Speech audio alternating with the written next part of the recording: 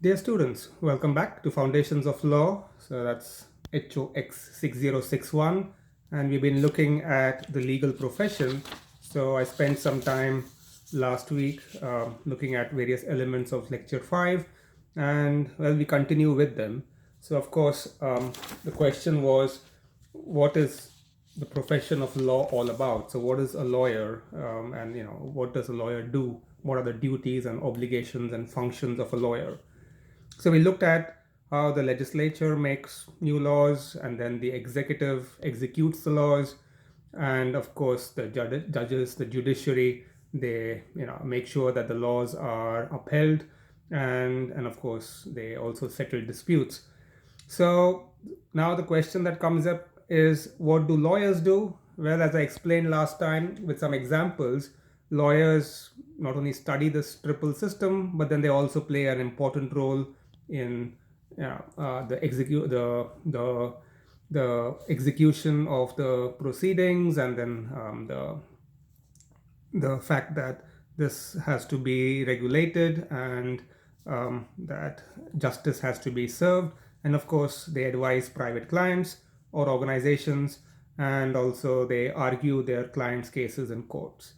Now, I understand that most of you may not really be interested in practicing as attorneys or advocates in a courtroom.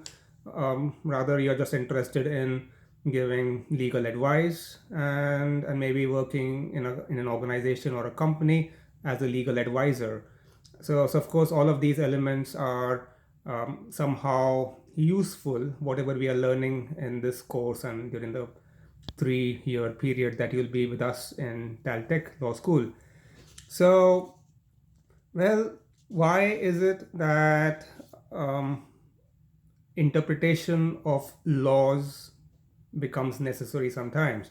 Now, this can be quite strange, but well, off the cuff, I would really recommend that you should all at least try and work in a law firm for a few years.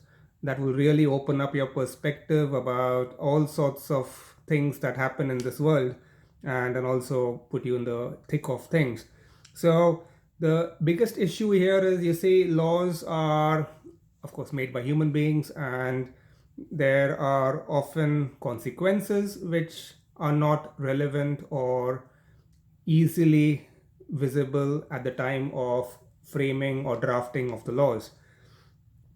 So I knew this one person. He was a lawyer and living in Australia, and he was working in the Australian Parliament, and his job was to draft laws. And he said it was a horrible job because you really cannot you know make sure that everything is covered 100%, and then it's always what you leave out in the drafting phase that comes back to bite you. So what could be the problems that come up which are not so easy to foresee? So there are some examples given over here. Of course, the issue is, very often we make decisions, or the state is involved in some legal processes, and situations arise which are not foreseen. So you can have a situation where a person makes a will saying that, well, after I die, my property will go to my children, but you can never be sure that the children will not predecease the person who makes the will. And sometimes you could have a situation where you say, all right, my property will go to child A, and in case child B dies, then it goes to child A dies, then it goes to child B. And if child B also dies, then it goes to child C and their respective descendants.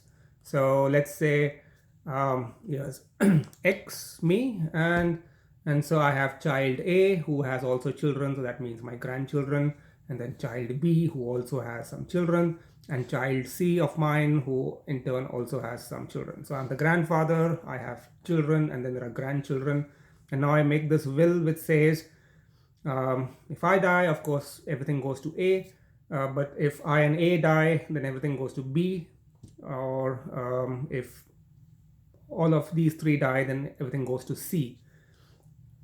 And that would, of course, also determine how the descendants further on get the right to the properties.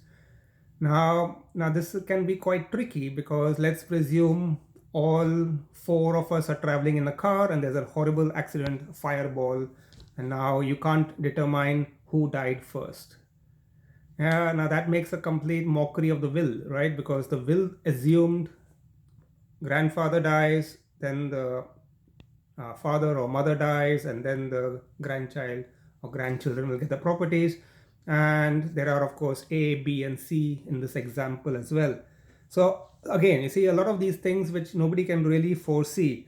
The same would happen if, for example, you want to buy a new car, but it's on the basis that you will be able to sell your old car. And so now you have a multiple transaction going on. You are selling your car to X and your old car, and you are buying a new car from Y, and you want all of these things to happen simultaneously. So again, it may be that for your old car, you do not get enough value so as to justify getting a new car. Maybe you have to add much more extra than you had presumed you would have to.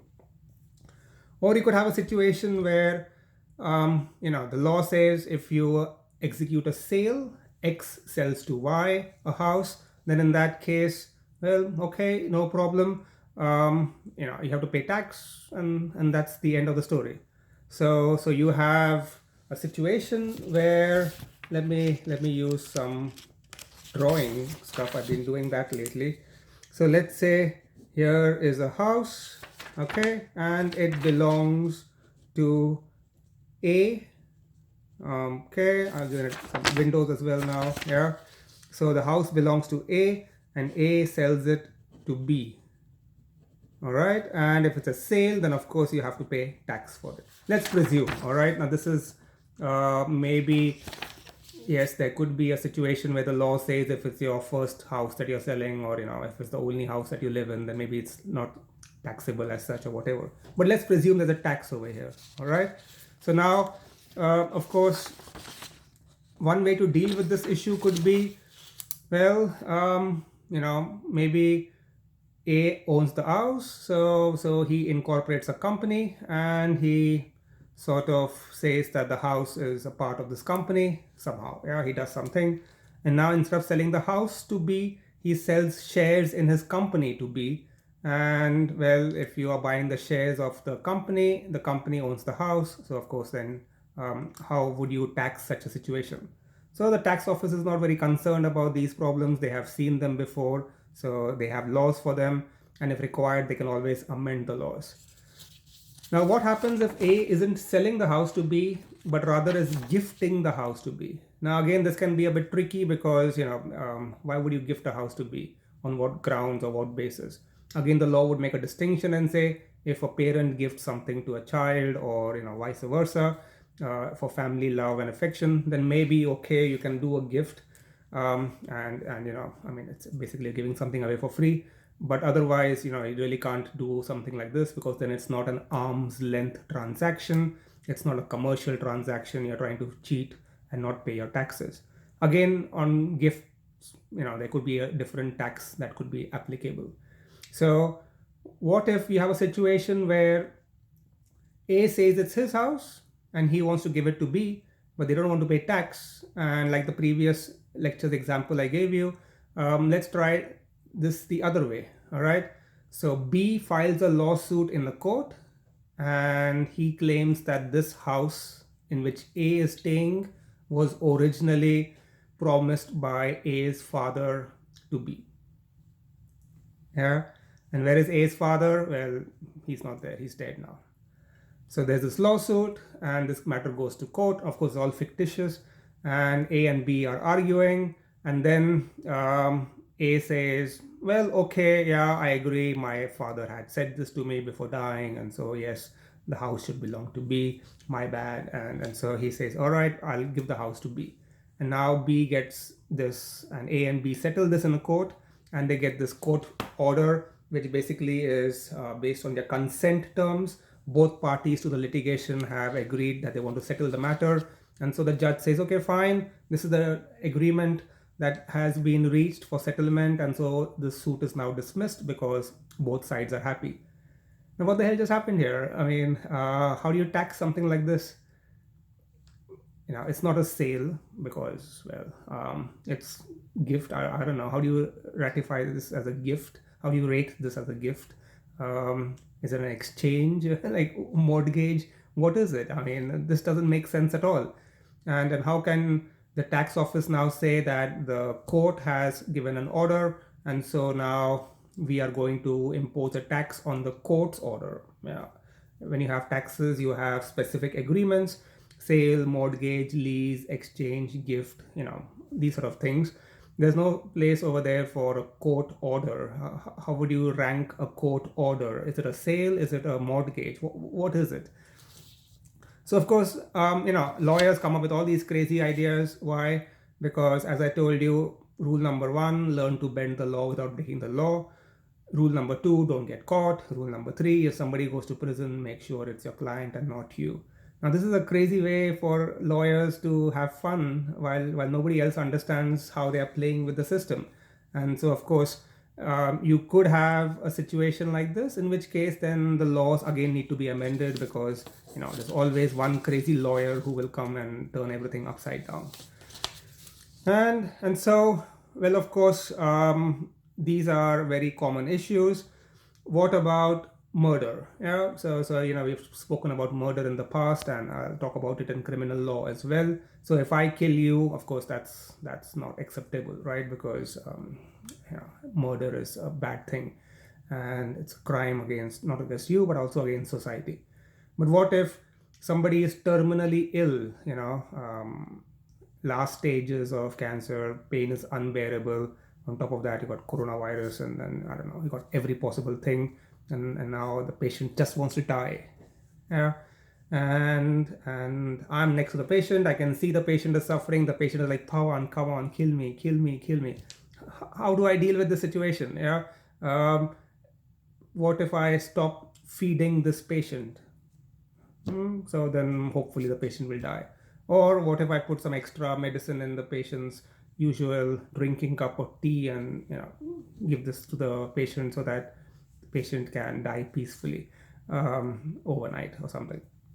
So of course, this issue here is again very strange, because this is now euthanasia. And how would you deal with this situation? Yeah, the law, let's say, criminalizes murder. The law criminalizes or prohibits suicide. Now this is in between. Yeah, person says, Pawan, I want to die, help me. So I say, well, yeah, okay, go to a bathtub, take this knife, cut your wrist, and put on some nice song, Forever Young or something, I don't know, and just let it go. What does that leave me in? I mean, where am I placed over here? Of course, these are all very critical questions also, which are not easily explainable, because the law as it was drafted didn't take into account these sort of things. So again, another aspect could be surrogacy contracts. Now you know how this works. Let's say daddy is fine. Yeah, daddy has potential to make lots of sperms, and they can become lots of healthy babies. All right, mommy is fine. Mommy has lots of eggs in her ovary. Yeah, just waiting to get a sperm. Yeah, the only problem is, let's say mommy's uterus has a bit of an issue. Maybe it's cervical cancer, or something. All right, so you have daddy's sperm, you have mommy's egg, ovary, eggs, but mommy can't carry the child for whatever reason. So what would you do in such a situation over here? Well, it's not a complicated issue. We have in vitro fertilization and everything. So you take daddy's sperm, mommy's egg. Yeah, both of these are single cellular, and they become this zygote sort of a thing. They fuse, and now what you need to do is, well, you need to find a woman, healthy, young, fit, who can be used as a receptacle. You can put the zygote into her, and through IVF, and she gives, she carries the child. 9 months, and then of course she delivers the child. So now this is a bit tricky, yes, because yes, she is the natural mother because the baby came out of her. And in law, as you have these presumptions, very strange presumptions, um, maternity is a fact, paternity is a presumption. Yeah, what does that mean? Well, of course, the mom is the mom because, the doctor saw the baby coming out of her. So, of course, she's the mom. Who's the dad? Well, yeah, now that's a good question. Children don't come out with a stamp on their head saying, made by so and so dad or whatever. I mean, this is now an assumption, right? You look at the nose, you look at the eyes, and you say, yeah, looks like maybe me. But you can never say. You can never be sure unless, of course, you do a DNA test and those sort of issues that arise. So now what's happening here basically is you have a child that's given birth to by a woman from, I don't know, India, Thailand, somewhere. But dad is Swedish, mom is, I don't know, Finnish, Estonian, yeah. And so the baby is born, blue eyes, blonde hair, and mom looks a bit weird now, right? Because the natural mother who gave birth, well, some things don't match here. So of course it's a complete genetic match with the original biological parents, but well, now you have a surrogacy situation here. So what would the law deal, how would the law deal with this?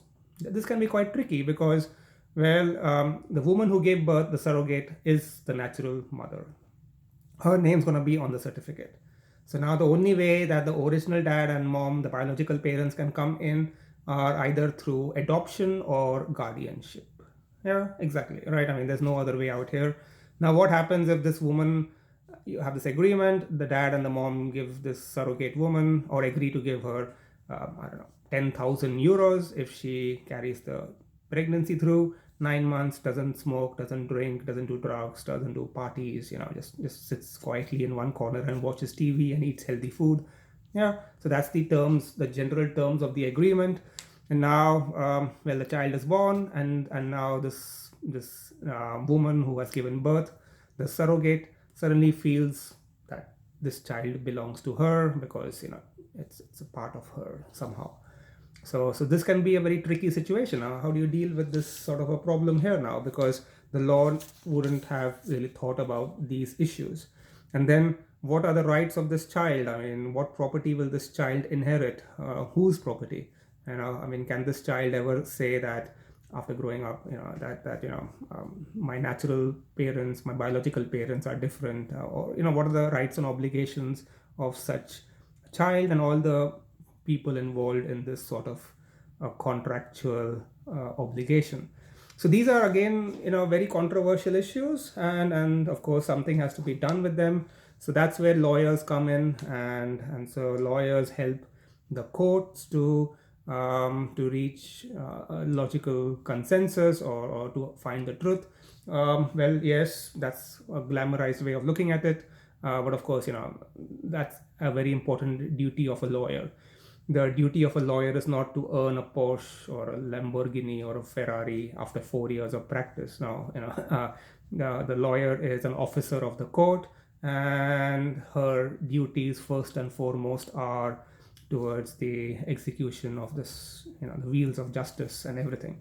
And if you mess it up, yeah, we're going to talk about that in ethics, because you can have serious problems if you don't, look at these issues carefully. So the best way, of course, for a lawyer would be to be objective, yeah, detached and objective, yeah. So it's objectivity and detachment. Don't take up your parents' cases or your family's cases. You're a lawyer, you're there to do your job, and your job is to interpret the law to the best of the advantages of your clients. Yeah. And sometimes it's a very bad situation, a bad case scenario, but your job is to do what you can as a professional. So to do these sort of things properly, of course, it takes time, 10, 15, 20 years easily in practice to become an expert. You don't become an expert overnight. And the worst thing is after every 5 years, they change the law, or new cases come and everything turns upside down. And so, of course, you have to keep yourself abreast with all of these situations. You have to learn all the time, and help the court to come up with decisions which are consistent with history and tradition, and then also of course the legal requirements. Then the law also cannot jump too ahead. It cannot be too proactive. The laws are often reactive in nature. So you can't just sit today and say, all right, I'm going to draft a law in which I'm going to say what are going to be the rights of a Finnish mom and an Estonian dad if the surrogate is from Jamaica. I mean, you can't do that, right? How do you come up with such crazy ideas? Artificial intelligence. How do you deal with something of that sort? So of course, the law tends to be very reactive, not proactive. So something happens, and so it causes quite a sensation, and so then the laws are changed to sort of make sure that at least these things do not get repeated again and cause a scandal. All right. So of course, a lawyer is then concerned with the best solution finding for a conflict, and so whatever that can be done, which is within the scope of the constitution. Yeah, of course. So the qualifications and duties of a lawyer or an advocate are they're laid down in the local bar association rules, and we look at them in the next lecture. So you have a bar association in most countries, almost every country. There are a few where you don't, but usually an association, this is a professional body. You have to have a professional qualification to be enrolled in such a body, and then of course it's a bar association for lawyers. So you're a lawyer. It could be a bar association for lawyers from that part of the city, that court of the city. Some cities are so big that you have multiple courts. You may have small causes court, a family court, a district court, a high court. You can have so many courts. If it's a capital, maybe even a Supreme Court in some situations. So again, you could have different associations, and these are not just some people get together and have whiskey in the evening, but these are bar associations, and they regulate. They have rules, regulations. They regulate the activities of lawyers, and so they protect lawyers who are their own members, but at the same time they also discipline or form disciplinary action committees against lawyers who are breaking the rules or something like that. So this is of course very formalized. It's a very professional system. This is not like your plumber association or something. This is a bit more serious, of course. I'm not saying that plumbers are not serious. I'm just saying as a lawyer. Yeah, okay. So of course, requirement could be maybe you need to be a citizen of that country. Yeah, well, many countries have those rules. You may not see that so much in the European Union because it's a union of member states, and so there's a free movement principle. So of course, but then you have other requirements that you should be a certain age. Yeah, so we don't want some child wonder who is 7 years old and has a PhD. No, you have to be 21, and this is serious business. Yeah, or whatever. You should have a formal law degree. Is it recognized? Again, that can be a huge issue. So let's say you are Finnish, you have an Estonian law degree. What the hell? But yeah, it's recognized. Of course, it's recognized, and it's within the European Union. So your degree from Caltech Law School, bachelor degree, makes you eligible to enroll for a master's course in Lund or Uppsala or Maastricht or Alicante or I don't know, Oxford, Cambridge, wherever. Yeah. So of course these are all recognized, and so then you have these recognized law degrees, and then maybe you have to do an examination to enter the bar, to become a member. So they just want to check whether you've really been learning the laws properly. Of course, this could also mean, for example, let's say you're Finnish, you have these degrees from Estonia and Denmark and everything, and now you want to practice law in Finland. Well, maybe they would be interested in knowing, I'm sure they don't mind what Pawan has taught you, and I'm sure they think that Pawan is a very brainy guy, but they still want to make sure that you know Finnish law, or that you are proficient in the Finnish language, because if you want to appear before a Finnish judge. So again, these are all requirements that they have, and so there could be regional situations. Maybe some of you want to practice in the US.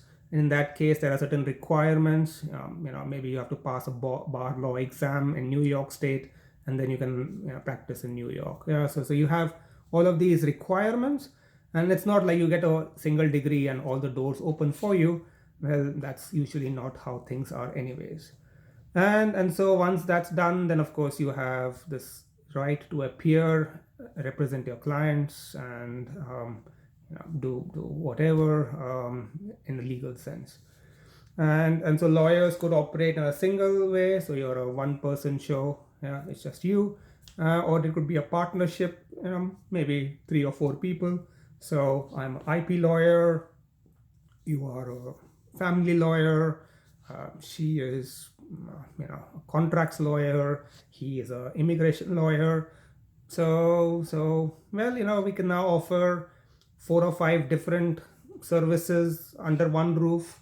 So very often clients come to us, and if they have a trademark problem, they can come to me. If they have a divorce problem, they can go to you. So it's all in-house somehow. Or sometimes it could even be limited liability partnerships, because under the law, very often number of partners can be restricted to maybe 20 or 50 or something at the most, which can be quite restrictive. And so maybe you want to be White and Case, you want to have 110 law offices in 110 countries. Yeah. So you have White and Case Helsinki, White and Case Stockholm, White and Case New York, White and Case Beijing, or whatever. Yeah. London, Frankfurt, Berlin, everywhere, Paris, Lisbon. Okay, so now of course, what that means is now you have this huge law firm, and they're all limited liability partnerships.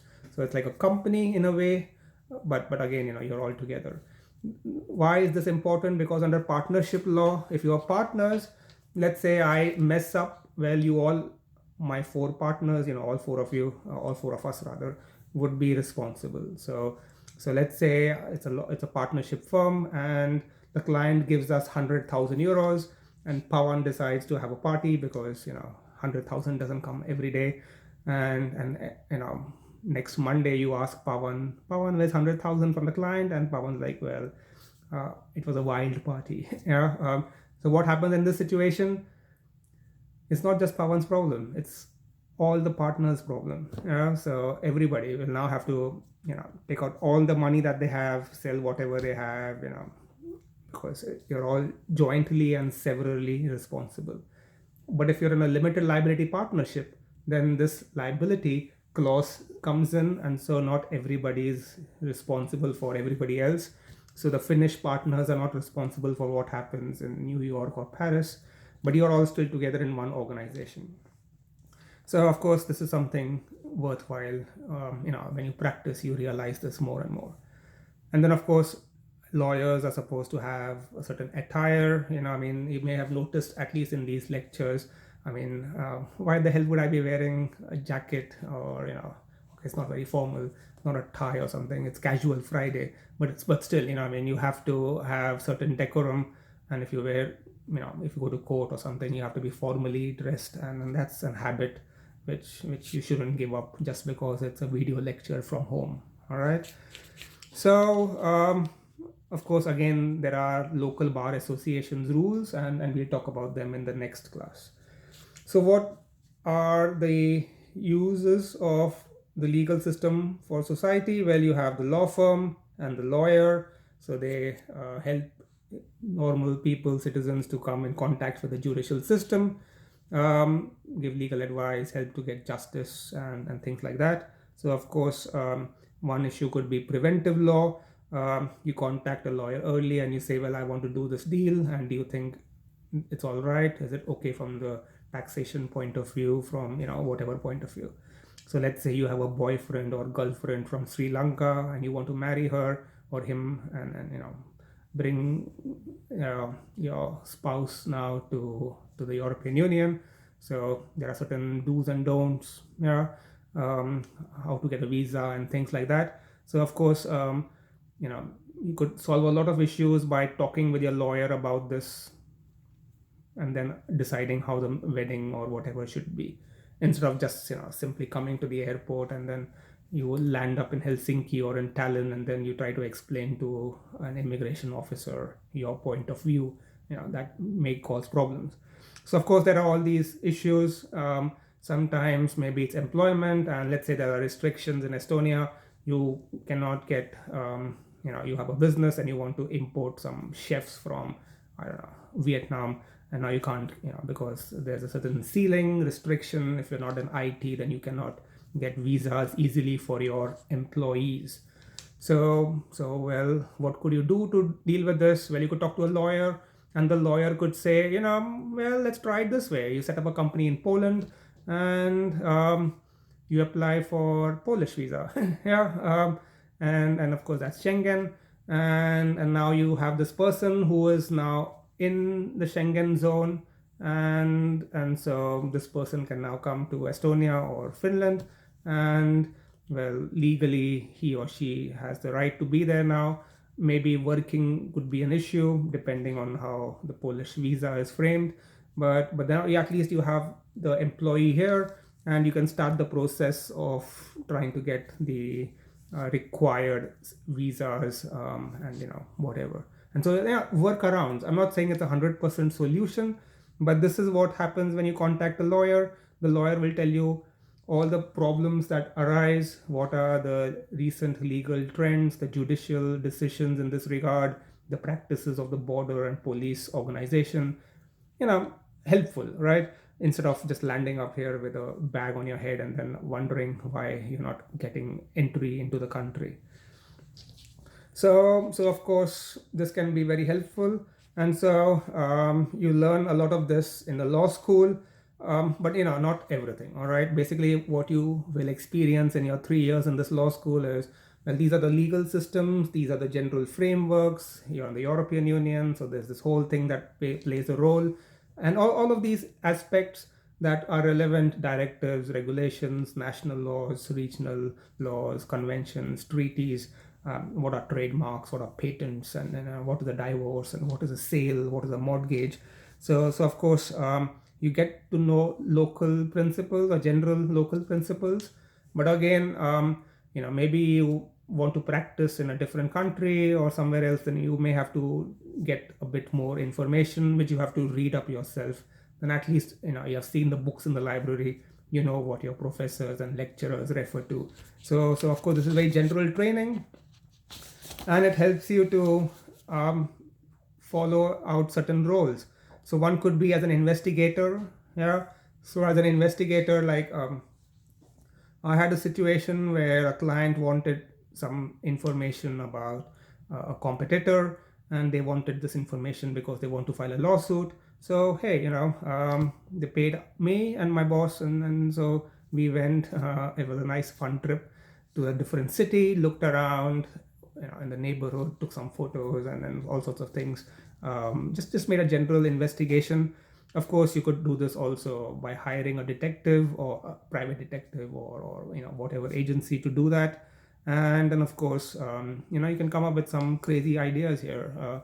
It may be a divorce situation. So my client wants to divorce her husband, and she suspects infidelity. So as a lawyer, I have to make this case strong. So I try to collect as much information as I can.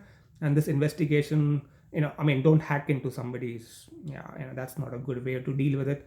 Bend the law without breaking the law. All right. But you can always hire somebody to take photos, so you see this person, this husband going to, I don't know, striptease clubs or whatever, coming out with 5 women every time, different women every time. So that's a ground. You take photos, and then that would prove, that your client has a good strong case. Divorce is not an issue. Divorce you can get anyways, but matrimony, claiming alimony, and then damages and those sort of things, mental trauma, those sort of things.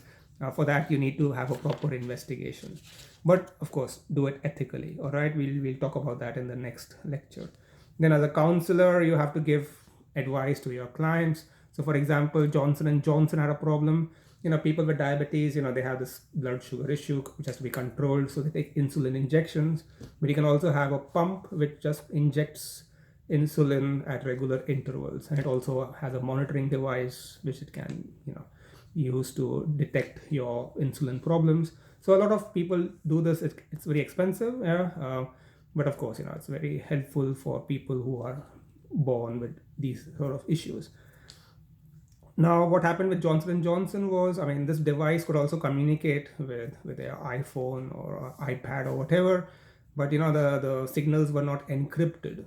So technically speaking, yeah, it could be possible to jam the device or to give it wrong signals, and so it could, the perfect murder. You press a button, you mess up the wavelength a bit, and the device goes freaking out, and then extra insulin gets injected in. So again, what's the solution for this? Encryption. Just encrypt the damn signals. That takes care of GDPR. That takes care of everything. So again, Johnson and Johnson didn't do that properly. They were not properly legally advised. Engineers have just a basic idea about the law, right? The engineer thinks not from a legal point of view, but from the practical, technical, technical problem, technical solution point of view. But as a lawyer, you have to give this counseling and say, no, think about this also. It'll be good from a patenting point of view. It'll be good from a safety point of view. It'll be good from a product liability point of view, if this market will be sold in the US, for example. So these are things.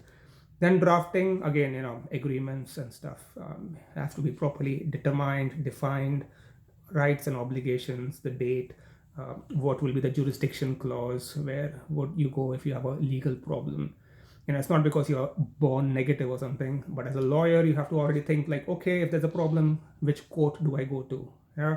So I knew this group of people, Estonians. They would buy secondhand old trucks from Sweden and then sell them in Congo. And so these three Estonians were trying to cheat each other, and this Indian guy came and cheated all of them in Africa. And now one of these Estonian businessmen came to me and said, Pawan, you're an Indian lawyer, and this Indian guy cheated us in Africa, and we need you to help us get our money back. And I said, okay, let's look at the agreement. And the agreement says, subject to the laws of Benin. I'm like, what? I mean, why would you put in this statement here? I mean, who told you this? I mean, where is Benin, and why would you even do something like that? Now, how do you go with this agreement and try to file a lawsuit in Tallinn? I mean, the judge will ask you, it says over here, subject to the laws of Benin, and nobody knows any law of Benin in Estonia. You go to Benin and do it over there now. So again, drafting and how legal problems can crop in. Negotiation, of course, as a lawyer, you're a part of the negotiating team, and so you are trying to talk about various issues, taxation, obligations, problems, blah blah blah. And as a negotiator, you have to give in your inputs as well. Well, they may not be very relevant, but at least it's a business decision in the end. As a lawyer, you can only give advice and say, don't do this, because you can see the future looks bad. But if the client says, no, I will still do it, then you're not supposed to overdo it, right? And then, of course, as an advocate, you go to a court of law and you fight the dispute in the law court accordingly in the appropriate jurisdiction. So, of course, no lawyer is an expert in everything, which is why, you have specialists, and then you have firms, partnership firms, where you have different specialists all together. Or you could have in-house lawyers in a company, and so you can communicate with the lawyers and also form a corporate legal strategy. And lastly, well, there's a lawyer-client privilege. Whatever interactions we have as lawyer and client are professional, and so they are protected, which means that they cannot be disclosed. So this is a very important situation that exists. And of course, that helps the lawyer to help the client and to help the court and to achieve justice. So there are some cases about this which are referred to over here, and you can see them also. So lastly, why do we need lawyers? Well, some people say we don't need lawyers. You also have some consumer courts that say we don't need lawyers, we do without lawyers. But again, there are certain reasons, and of course it could be because lawyers help society. But again, you could have restrictions because too many lawyers can make it a problem for others. So you try to restrict entry into this profession. So there are pros and cons to all of these things, functionalism versus market control, and you can see them in the notes. All right, so just let's end here for today, and next time we look at professional ethics for lawyers. So until then, have a nice day. Goodbye.